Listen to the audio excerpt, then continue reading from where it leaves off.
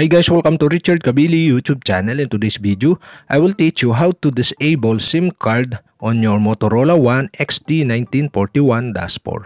And okay guys, but before we start, kindly subscribe to my YouTube channel by pressing the subscribe button and the bell to notify you if I have new videos. Okay guys, let's start. So okay guys, you have to do is go to setting in your Motorola One. And okay guys, here in settings, okay, go to network and internet.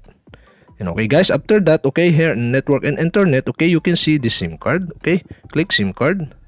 And okay guys, now you can see the SIM card 1 and SIM card 2. And okay guys, you can turn off or disable the SIM card 1 or SIM card 2 by switch off the switch button on the right side of this SIM. And okay guys, for my example, I disable the SIM slot 2. Okay. And okay guys, you all have to do is disable the switch button on the right side, okay?